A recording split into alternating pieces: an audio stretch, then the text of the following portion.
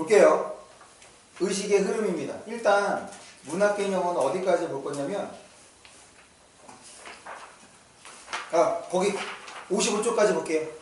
그러면 과제는 어디까지냐? 네, 59쪽까지 과제입니다. 55쪽까지 볼게요. 그러고 이제 문법으로 넘어갑니다. 네. 서진이의 잘못이 아니에요. 저의 의도입니다.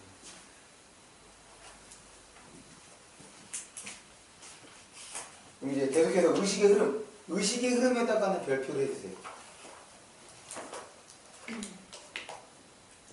이 의식의 흐름이 되게 있어 보여. 선택지로 엄청나게 자주 나와. 그런데 옳은 선택지로, 그러니까 정답의 선택지로 나오는 경우는 거의 없습니다. 왜냐? 거기 의식의 흐름 기법 읽어볼게. 무질서하게 지속되는 거기다 밑줄. 무질서하게 지속되는 인물의 생각이래. 그렇다는 얘기는 그 위에다 이렇게 써주세요. 생각나는 대로요. 생각나는 대로. 그래서 마지막 줄입니다. 논리성이 많이 떨어진다. 이게 어떤 느낌이냐면, 봐봐. 내가 여기에서 이렇게 저 뒤로 걸어갈 거야. 이걸 이제 소설이라고 가정을 하면 여기서 벌어지는 사건은 내가 저기로 이동하는 과정이야. 그런데 이제 인물의 생각을 논리적이지 않게, 그 다음에 마구잡이로 생각나는 대로 드러낸다 이건 거지. 역시 커피는 맥심이죠. 내 머릿속에 생각나는 거야. 과제. 이거 얘네들 이따가 과제 나눠줘야지. 이거 책 안 나눠준 것도 있네. 이거 언제 정리? 쓰레기는 또 뭐야 이거? 이거 맛있는 거였는데 이따가 달라고 해야겠다. 바로 가는 거야. 뭐야? 서진이는 스피아미트. 역시 검은 롯데껌. 머릿속으로 생각을 한 겁니다. 이게 바로 뭐냐면 의식의 흐름 기법이에요. 그러니까 정말 보고서 생각나는 대로만 표현하는 거. 생각해봐. 야, 이런 소설이면 너네 소설 읽으면서 재미가 있겠어? 어떤 또라이가 이 생각을 하는데 지금 그런 거잖아. 뭐가 궁금해. 그러니까 이렇게 쓰는 작품들이 거의 없어요. 손으로 꼽습니다. 지금 거기에 예를 들어준 거 볼까? 거기 한번 읽어볼게. 차장이 다시 그의 옆으로 왔다. 어디를 가십니까? 9번은 전차가 향하여 가는 곳을 바라보며 문득 창경원에라도 갈까 하고 생각한다. 그러니까 얘는 차를 타긴 했는데 목적지가 있는 거 없는 거야. 없어. 그러나 그는 차장에게 아무런 사인도 하지 않았다. 갈 곳을 갖지 않은 사람이 그렇지. 누구 말하는 거야? 구고 말하는 거죠. 한번 차에 몸을 의탁하였을 때 그는 어디서도 섣불리 내릴 수가 없다. 목표가 없으니까, 목적이 없으니까.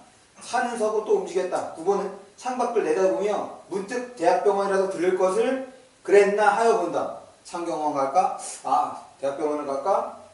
연구실의 벗은 지금 친구를 말하는 거예요. 정신병을 공부하고 있다. 지금 병원 생각했으니까 그 병원에 누가 있는 거야? 친구. 그 친구 맞아. 지금 정신병을 공부하고 있지.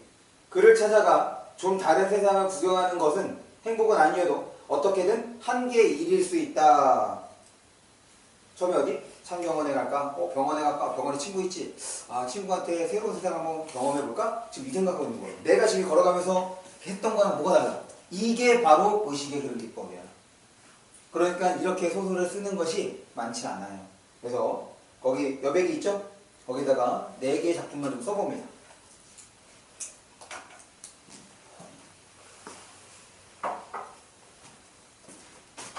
지금 본 것이 그 박태원의 소설가 구보시의 일일, 그 다음에 대표적인 게 이상의 날개라는 작품이네요. 그리고 지금 써줄 그 2가지, 그러니까 여기에 예를 들어준 것까지 해서 총 4개가 되는 거야. 그래서 써준 2가지는 그러니까 여기에서 설명하고 있는 의식의 흐름 기법으로 보자면 좀 말이 안 돼. 왜냐면 그 2 작품에서는 상당히 논리적으로 자신의 생각을 드러내고 있거든. 일단 써볼게.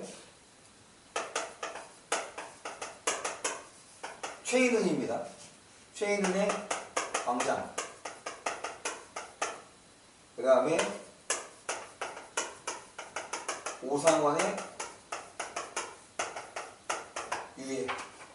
최인훈의 광장과 오상원의 유해도 의식의 흐름 기법으로 서술된다고 얘기를 하는데, 이제 오상원의 유해 정도는 아마 우리가 그 교재에 있는 문제 있죠? 거기서 한번 보게 되고 그 다음 설명을 하는데, 실제로 이게 수능에 나왔을 때 선택지 어떻게 나왔냐면 의식의 흐름 기법이라는 말은 쓰지 않아. 의식의 흐름 기법만 쓰지 않고 어떻게 설명했냐면 인물의 내면 의식의 흐름에 초점을 두고 의식의 흐름에 초점을 두고 아니지. 의식의 흐름이라는 말도 안 쓰지. 인물의 의식에 초점을 두어 서술한다 라고 실제로 이렇게 수능 선택지에 나왔어. 이거를 학교에서 교과서에 실렸을 때 어떻게 설명하냐면 의식의 흐름 기법이다 라고 이제 설명을 한다고. 그래서 만약에 여러분들이 방금 이 작품들을 학교에서 배운다면 만약 학교에서 이거 의식의 흐름 기법이야 라고 하면 그냥 의식의 흐름 기법으로 처리해 주시면 돼요. 해당 장면을 보면 절대로 비논리적이거나 그냥 생각나는 대로 얘기하는 게 아니야.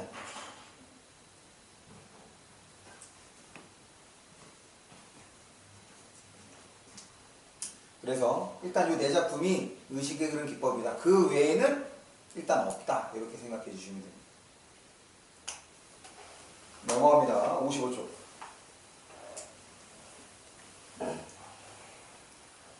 요약적 제시, 압축적 제시. 일정 기간 진행된 사건의 핵심만 제시하는 기법으로 일반적 서술보다 사건 전개 속도가 빨라지겠죠. 왜? 시간을 압축했으니 분량이 어떻게 되겠어? 그렇지. 지금 오른쪽을 보시면 밑에서 하나, 둘, 셋, 세 번째 줄, 네 번째 줄 끝이네요. 내 인생의 3년을 흘려보냈다. 그 3년 동안 한 일을 하나, 둘, 셋, 네 줄로 표현을 한 거예요. 그런데 그 위를 볼까? 제 첫 번째 줄이에요. 잘 지내요. 2년이라면 언젠가 다시 만나겠죠. 그가 마지막 말을 건넸다. 예, 그래요. 조심히 가요. 나는 마음에도 없는 말을 하고 그를 떠나보냈다. 지금 실제로 이 장면을 우리가 영화나 드라마처럼 장면을 생각한다면 서로가 한마디씩 한 거지. 한 문장씩 얘기한 거야. 그럼 얼마 걸렸겠어? 시간적으로. 5초도 안 걸리겠지. 근데 5초도 안 걸리면 지금 몇 줄 썼어? 하나, 둘, 셋, 넷, 4줄 썼고 3년 걸린 일을 몇 줄 썼어? 4줄 썼어. 그래서 분량이 줄면 전개 속도는 어떻다? 빠르다. 그 다음에 또 한 가지. 아까 전에 인물의 성격을 제시하는 방법에 뭐가 두 가지가 있었죠.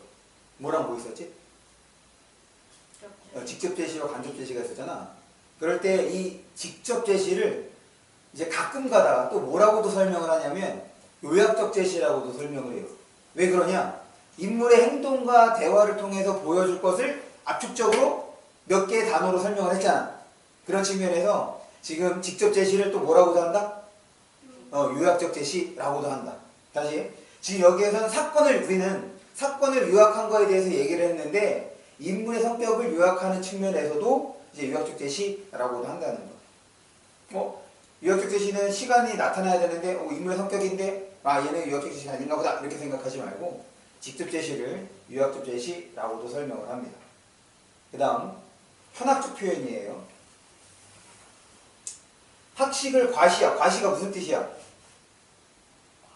자랑하는 거죠. 그럼 생각해봐. 지금 내가 이만큼 나 대학 나왔어. 대학 나와서 이런 거 다 알아. 여기에다가 이제 자기 이제 대학교 이름까지 붙이면 뭐야? 그 대학 나왔다고 잘난 척 하는 거야? 어떻게 생각해? 안 좋게 생각하지. 그러니까 현학적 표현을 쓰는 인물은 대체로 부정적이라 생각해 주시면 돼요. 그런데 정말 이제 많이 배운 사람들은 이게 일부러 나 이만큼 안다라고 말하는 건 아닌데 말하는 거 이제 들어보면 저 사람이 얼만큼 배웠는지가 나타나게 되더라고요. 왜냐면 그 사람이 주변에서 경험하는 건 그런 것밖에 없어. 그러니까 친구 중에 지금 이제 대학에서 교수하는 친구가 있는데 그 친구가 이제 현대문학을 현대시를 전공을 해서 걔 전공 작품이 누구죠? 정지용 걸로 논문을 썼던 것 같은데 박사 논문을 아닌가? 그래서 나한테 하나 보내줬는데 아직 안 읽어봤어. 그래서 이제 그 친구랑 만나서 이제 얘기를 하면 이제 다음 문학이랑 자기 논문 쓰는 거랑 그 다음에 이제 주변에 이런저런 얘기를 하는데 당연히 내가 경험해보지 못하는 세계인 거니까 그러면은 내가 못 알아듣는 건 아닌데 이런 표현들을 만약에 내가 너희들에게 했다라고 하면 정말 하나도 못 알아듣겠구나 이렇게 되는 거지. 그래서 지금 제가 그 소설에서 이렇게 표현하는 인물에 대한 얘기를 하는 거야. 반대로 그러니까 어떤 거 정도 있냐면 수필이야. 수필은 다 작가가 경험한 거지. 그런데 이게 특히 한자어의 경우는 뜻글자라서 예를 들어서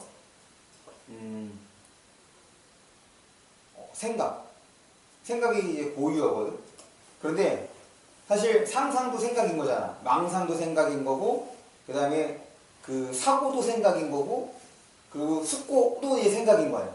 그런데 이 의미들은 각각 조금씩 그 의미가 다르지. 쓰이는 상황이 좀 어느 정도 다르단 말이지. 그러니까 이런 식으로 한자어를 이제 조금 이제 분화되는 표현으로 쓸 수밖에 없는데, 이게 수필에도 그대로 나타날 수 있단 말이에요. 그래서 어떤 수필은 한자어들과 쭉 있어. 어떤 나도 무슨 말이 다 찾아보면서 읽는 수필도 있습니다. 그럼 그렇다고 그 작가가 야, 이 새끼 지 자랑하려고서 쓰는 거네 라고 생각하진 않잖아. 그러니까 지금 내가 이 현학적 표현에 대해서 부정적으로 바라본다는 얘기는 소설 속에서의 인물이 그렇게 말해. 그러면 대체적으로 어떤 거다? 부정적 인물이다 라는 거야. 수필 말고. 그 다음 거기 이제 예를 봐요. 예를 보면 3인행 필유하사, 이게 뭐냐면 3명이 걸어가면 그 중에 나에게 이제 한 명의 스승이 있다 라는 얘기입니다. 그리고 이 그룹에서는 제가 리더, 즉 파이오니아가, 그러니까 지금 우리 여럿이 리더가 있으니 그 중에서 하나의 스승이 있는 것처럼 내가 너희들의 스승이 되겠다 라는 얘기를 지금 논어에서 말한 거 인용하고, 그 다음에 영어, 리더, 파이오니아도 마찬가지 영어죠? 그렇게 해서 이제 쓰고 있는. 그럼 지금 이 인물은 어떻게 보이겠어? 속으로 어떻게 생각하겠어? 조카, 딱 이렇게 딱 그러면 조카, 병신 이렇게. 겉으로 대화 아니야. 속으로. 그런데 내가 속으로 그런 생각하는지 만약에 너희가 알지 못하니까 얘기해 주는 거죠. 무슨 말인지 알죠? 전 욕하는 사람 아닙니다. 오해하지 말고 전 욕하지 않아요. 그 다음에 판소리 사설체에다가는 별표해 주세요. 지금 우리가 소설에서 쓰는 걸 보고 있는데, 지금 이 판소리 사설체는 먼저 판소리에 대한 이해가 필요해. 이 판소리의 특성이 소설에도 반영된다라는 겁니다.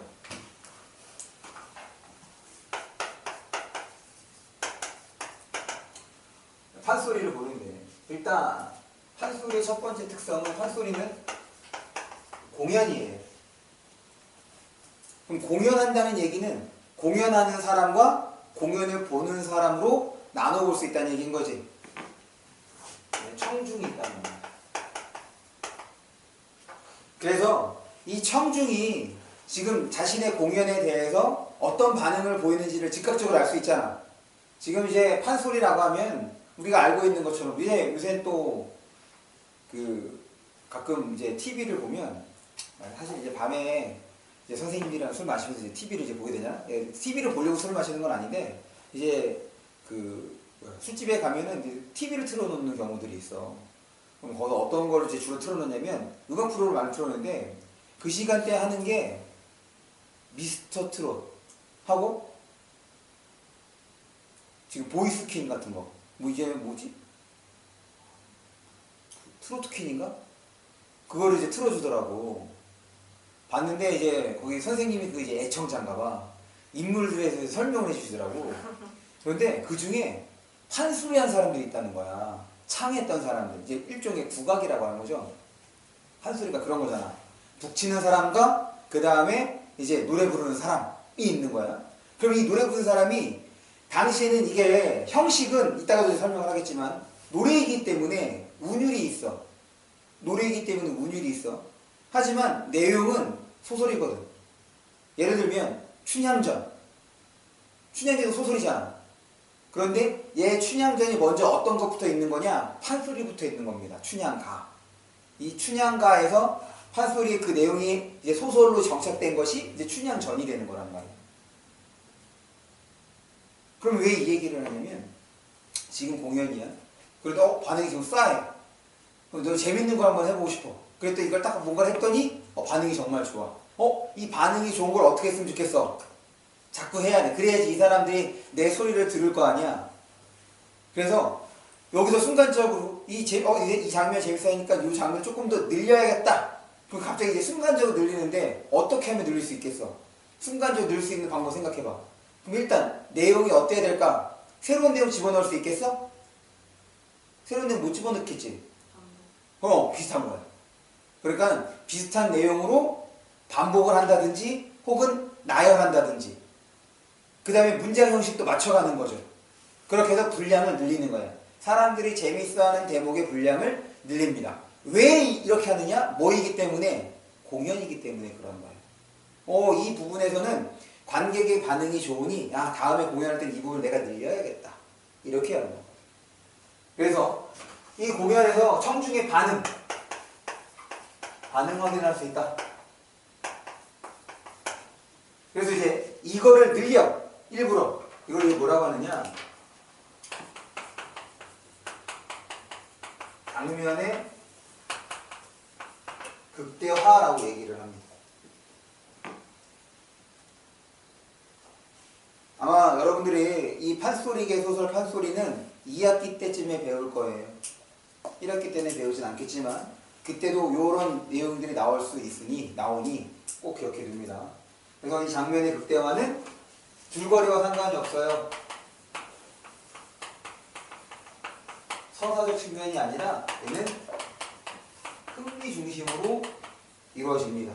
그럼 방금 얘기했던 것처럼 즉각적으로 이제 늘리는 거랑 지금 늘리는 방법, 장면의 극대화를 할 때 사용하는 방법이 아까 얘기했던 것처럼 반복,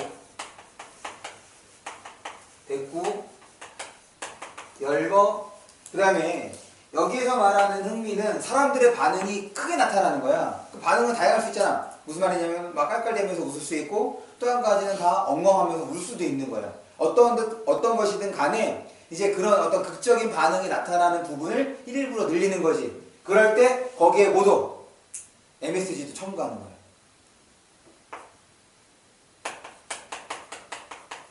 맞아.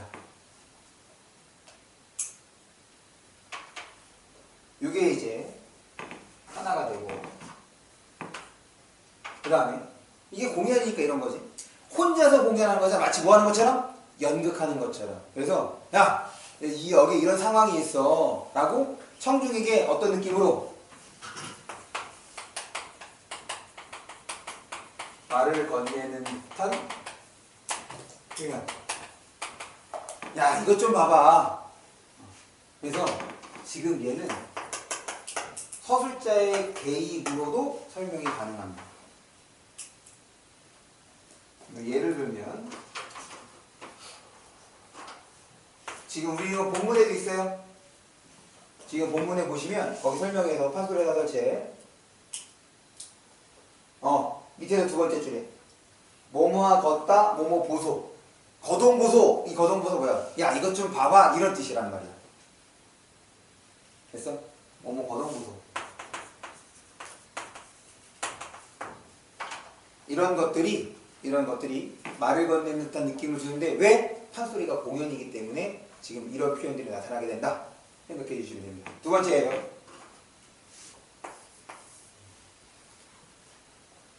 아까 얘기했던 것처럼 내용은 산문입니다. 서사예요. 소설적인 거죠. 하지만 지금 그걸 드러내는 방식, 형식은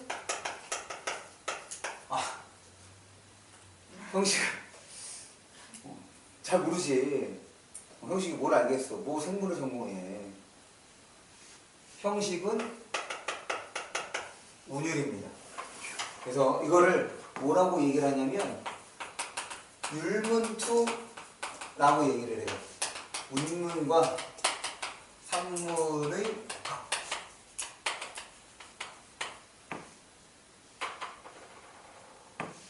그럴 때 요 운문에는 운율이 지금 운율이 나타난다는 거잖아. 그 운이 어떻게 나타나느냐. 얘는 사음보. 음보의 짝은 뭐라고? 음보의 짝 뭐야? 그렇지, 음수. 사음보하면 음술이 어떻게 됐어? 3, 4조, 4, 4조의 음수율을 보여줍니다. 이런 운율이 나타나.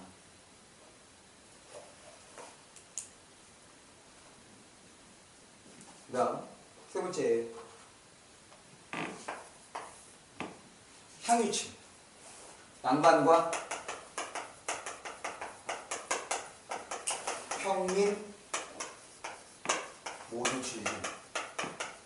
이 판소리는 엄청난 인기를 끌어요. 그래서 양반도 판소리를 즐겨 듣고 보고, 그 다음에 평민들도 판소리를 즐겨 보고 듣습니다. 그렇기 때문에 양반의 특성과 평민의 특성이 작품, 표현에 반영될 수밖에 없어. 하나는 표현상입니다.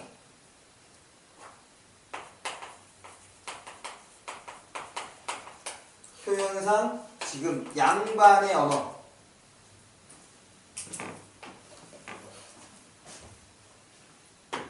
표현상, 양반의 언어, 한문투. 어려운 말들인 거죠. 그 다음에 평민의 언어가 모두 나타나요. 그래서 얘는 비속어 혹은 일상어. 그 다음에 주제상으로도 양반이 좋아하는 주제, 그 다음에 평민이 좋아하는 주제로 나눠볼 수 있는데, 그럴 때 야, 당시에 누가 힘이 세냐? 양반이 힘이 세냐? 평민이 힘이 세냐? 그렇지, 양반이야. 지배사, 그 지배계급이니까. 그 신분제 사회니까. 그래서 양반은, 얘는 표면적 주제로 나타납니다. 얘는 이면적 주제. 그래서 주제의식이 두 가지가 돼요. 예를 들면 아까 춘향전 얘기를 들었는데, 춘향전 얘기했죠? 아닌가? 조금 전에 춘향가가 있었고 그 다음에 춘향전. 춘향이 우리 다 알고 있어. 이두룡과 성춘향의 해피엔딩이에요. 러브스토리. 거기서 이제 겉으로 드러나는 주제가 바로 뭐가 되는 거냐면, 이 둘의 사랑이 이루어질 수 있었던 결정적인 계기 혹은 이유는 누구 때문이야? 누구 덕분이야? 이몽룡 덕분이야? 춘향이 덕분이야? 춘향이잖아. 춘향이가 자신의 정절을 지켰기 때문에, 즉 그 변사또의 수청을 거절했기 때문에 사랑을 이룰 수 있었던 거죠. 이게 바로 뭐냐면 유교적 이념이잖아. 정절을 지키는 것. 아, 그러니 봐봐, 행복하게 살 수 있지 않느냐, 이렇게 되는 거야. 이게 바로 양반이 원하는 표면적 주제가 되는 거지. 하지만 그 이면적 주제는 어떤 거냐면, 춘향이의 신부는 천민이야, 천민. 왜? 기생이기 때문에. 엄마가 기생이라서 이제 춘향이도 기생입니다. 그러니 얘에게는 선택권이 없어. 주체적 삶이란 없어. 더군다나 이 엄마가 어디에 소속된 기생이냐면, 예를 들어 시청에 소속된 기생인 거야. 그러니 시청에서 무슨 행사가 있다고 하면 동원이 되는 거죠. 그래서 야, 지금 분위기 좀 떼어봐, 이거야. 이걸 뭐야? 관기라고 얘기를 합니다. 이거 춘향이 엄마가 이제 그런 인물이었기 때문에 당연히 춘향이도 그렇게 된 거야. 그러니 이제 새로운 사또가 왔어. 야, 그래, 이 동네에서 가장 예쁘다는 애, 오늘 내가 시키는 거 다 해, 이거야. 그럼 얘에게 선택권이 없거든. 그런데 춘향이가 그걸 거절해. 그럼으로써 일단 횡포죠. 사실 똑같은 인격체를 보는 것이 아니라, 그래도 양반의 횡포를 보고 거기에 대해서 이제 저항하는 모습을 보여줘. 그리고 이몽룡과의 사랑이 이루어짐으로써 얘가 결국은 뭐가 되느냐? 정렬구인, 즉 양반으로서 인정을 받습니다. 왕이 얘한테 그거를 하사해줘. 그러니까 남편이 관직에 오르면 여자도 그에 부합하는 관직을 내려줘요. 명목적인 관직을. 그게 이제 보통 정렬구인이라고 얘기하는 건데, 춘향이한테 그걸 주는 거예요. 그럼 뭐냐면 이건 사회적으로 왕이 준 거기 때문에 사회적으로 얘의 신분 상승을 인정하는 거죠. 그럼 여기 또 뭐가 반영이 돼? 신분 상승. 이런 것들이 이제 평민들이 춘향이도 대리만족하는 거야. 아, 춘향이처럼 정절을 잘 지키면 나도 뭐 할 수 있다? 신분 상승할 수 있겠구나 라는 생각을 할 수 있는 거죠. 그것이 왜 양반과 평민이 모두 즐긴 문학이기 때문에 표현상에서 주제상에서 나타나게 되는 거다. 그래서 지금 이런 내용들 중에서 이제 표현과 관련된 거니까 지금 이제 요거에 대한 설명하고 이제 요거에 대한 설명을 집어넣은 거예요. 지금 그거 말고도 이런 것들을 판소리 라는 측면에서 같이 기억해 주면 좋겠다. 예를 볼게요. 참으로 여기 보소. 종로가 삼수청년 구두 닦는 솜씨 일품이라. 그 다음부터 다음 거야. 2,000원 냉큼 받고 한 짝씩 후딱후딱. 3,000원 낼름 받고 수다닥 수다닥닥 4,000원 얼른 받고 물광에 불광까지. 봐봐. 지금 문장 형식이며 표현들이 어때? 유사한 것들이 계속해서 반복되고 있는 거지. 이런 것들이 바로 판소리 사설체. 그 다음 마지막입니다. 묘사. 여기까지. 그래서 우리 과제는 좀 과제가 많네요. 교재 과제가 50쪽부터예요.